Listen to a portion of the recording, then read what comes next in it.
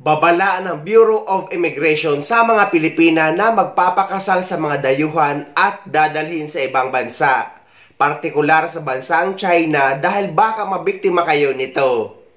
Nagbabala ang Bureau of Immigration laban sa isang uri ng kasal modus na tumatarget sa mga Pinay na gustong mag-abroad. Pwede raw yang mauwi sa human trafficking. Nakatutok si Mari Zumali.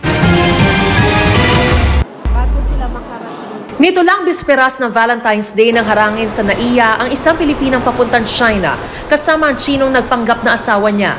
Lumabas mang authentic ang ipinakita nilang marriage certificate na biso naman sa travel records ng lalaki na wala siya sa Pilipinas noong umano'y araw ng kanilang kasal. Kaya umamin ang Chino na pinroseso lang ang marriage certificate ng isang ahensya sa China kapalit ng 40,000 pesos. Sabi ng Immigration Mail Order Bride ang Pinay na biktima umano ng modus ng pinaniniwala ang malaking sindikato. Pebrero pa lang pero 3 trafficking in person na ang naitala nila ngayong taon. May iba pa raw parehong kaso sa ibang paliparan. Nakikita natin mayroong mga pangalan lalo na sa Cebu at yung kanyang similar po yung ginawa niya, may previous record din po siya na nagkaroon siya ng pagdala ng isang babaeng Pilipina papunta sa China na para naman po at wala po tayong nakitang record na bumalik. Biktima pa rin ang turing sa mga kababayan nating napipilitan daw kumagat sa modus. They're actually looking for a job.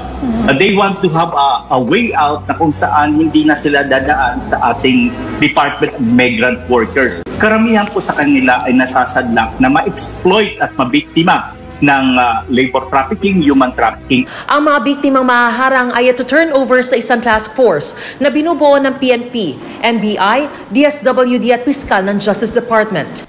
Paalala ng Bureau of Immigration, huwag pasisilaw sa pangakong hatid ng mga fixed marriage proposal o mail order bride modus. Kung mag-aasawa, mayroon naman daw spouse o fiancé visa.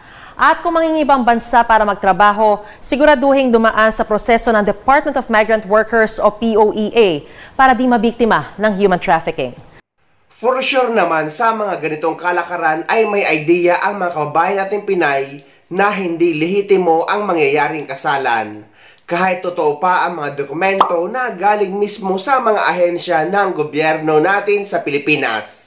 Ito nga ang nakakabahala sa bansa natin sa Pilipinas dahil kung noon sa rekto lang uso ang pamimeke ng mga dokumento.